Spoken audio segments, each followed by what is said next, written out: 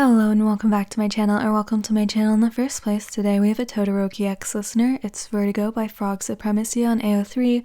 The link will be in the description, go check them out. And let's go ahead and get into it. They apologized so many times. You were starting to get sick of it. Sure, they'd already taken every inch of pride, dignity, and happiness you had. But to be honest, you would have given those things up twice over if it meant UA would leave you alone.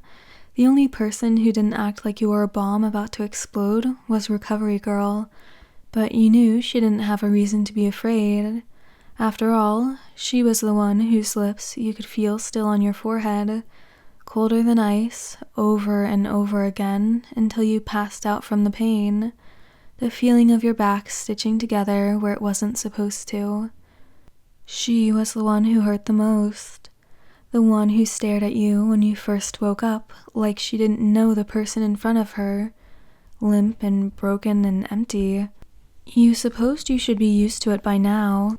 4 months of this, the glares, the slightly gritted teeth, the twitching hands aching to wrap around your throat and just end it. End this, end the pain and suffering, and give both you and them a little relief. You still couldn't adjust. That's why you hadn't left the bed yet. The one with the crisp, clean white sheets that Recovery Girl washed every week. You didn't like them. They reminded you too much of the open sky, wind rushing through your hair, the sun's gentle caress. But you didn't care enough to ask Recovery Girl for a new color. It wasn't that important. And plus, you couldn't request much, being handcuffed to the bed's railing. It reminded you of that one time when Midoriya was sent to Recovery Girl for surgery after the sports festival. You'd gone with him. After all, you'd been knocked out early, and Ida wanted somebody with him since he had his match against Todoroki. Midoriya had been hysterical at first, half in shock, and tried to jump out of the bed, and you had to help Recovery Girl pin him down, like a trapped animal, just like you were now. The thought made you absent-mindedly rub your wrists. They were raw and aching from the metal, and as you ran a gentle finger over them, you winced. It hurt. It hurt more than the fact that they'd thought you dangerous enough to handcuff. Hurt more than when they stole your freedom, when they stole the sky. And then they have the audacity to visit you every week, like they didn't steal everything from you.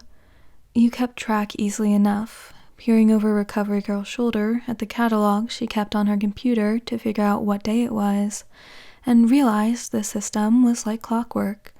A new person every week. They tried something different every time. Tokoyami sent Dark Shadow to twist around your side and neck. An effort to comfort you, to kill you, you didn't know. Uraraka stood silently by the door with tears leaking down her cheeks, and Bakugo just spat at your feet and said, "Coward." Most of the time, you faced them head on, let them know you didn't care, let them know this was all their fault. But when you counted them and figured out who was coming this week, you curled up in your bed and faced the wall. You laid down and prepared for a war. "I know you're awake." The voice was soft, measured, but with a hard edge that would send shivers down your spine if you hadn't stared evil right in the face for the last 4 months. It was achingly familiar, and you bit down on your tongue to stop from crying out. Nothing had changed. You were still stupid, falling to pieces over a sound you couldn't forget, even over the course of 4 months. "Look at me."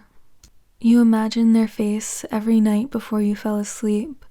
You wondered if their hair was softer now, if it would feel the same against your forehead as you kissed them. Like a fool, you thought of it now. So you looked. He changed. You don't know why you were surprised. Of course you would, because people change.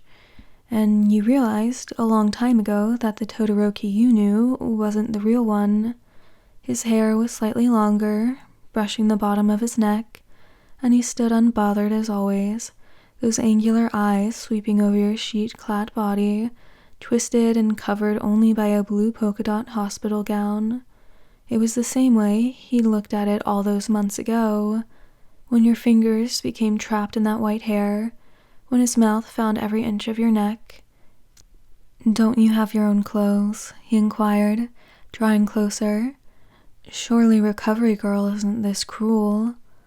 Oh, the irony. Cold lips, a jagged knife, a large hand covering your mouth, swallowing your sobs. A stabbing pain shot through your back, but nothing happened when you flexed out of habit. Of course nothing happened. They were gone. He picked up on the movement. Todoroki has always been perceptive, and now you hated him for it. You hated that there was no regret in that sharp gaze.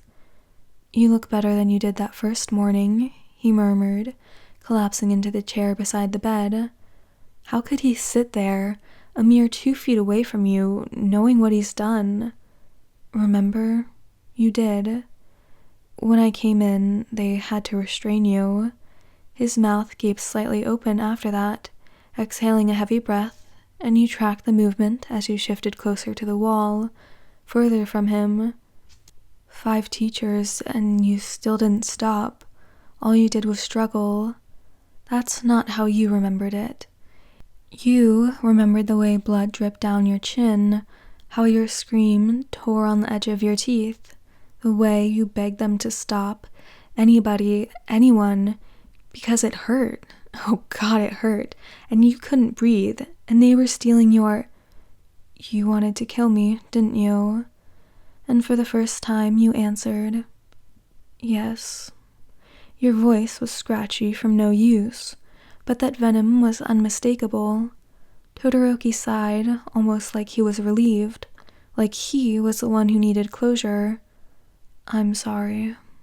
I'm not." He stiffened at that. You had turned away, choosing to focus on the sound of laughter emanating from the open window instead. But when you looked back, his eyes were blazing angry.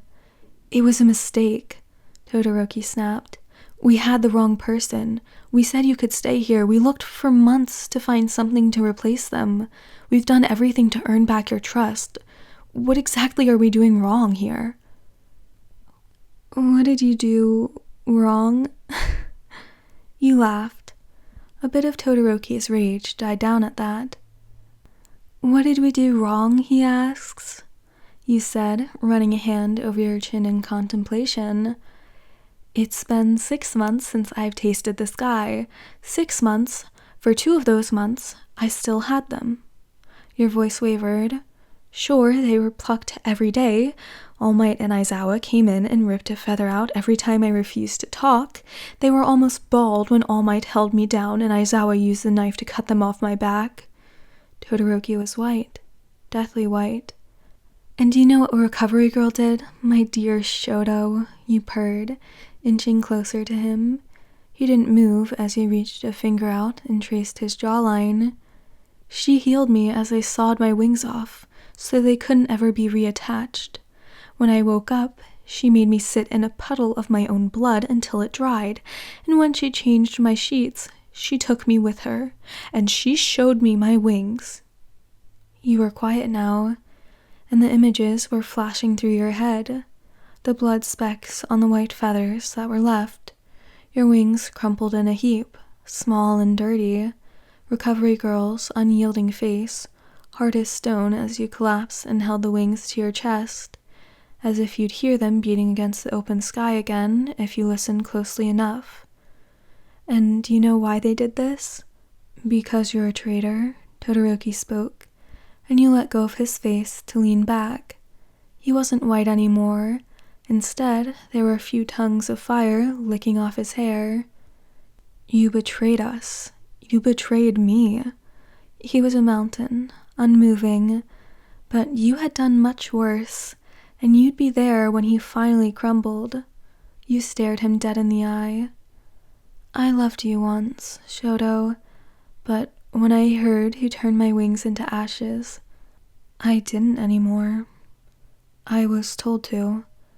"You burned my wings. You took away the sky. You took away my freedom."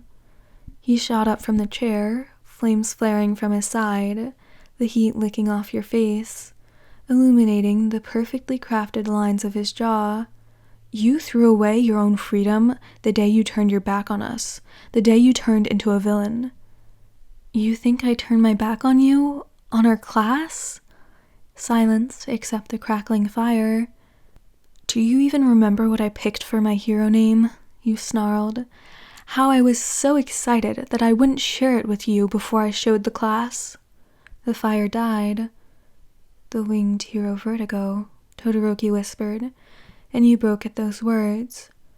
Vertigo, winged hero. I'm gonna fly so high someday, I'm not gonna be able to come back down, you tell Todoroki, all 5-year-old and a toothy smile. Not even for you.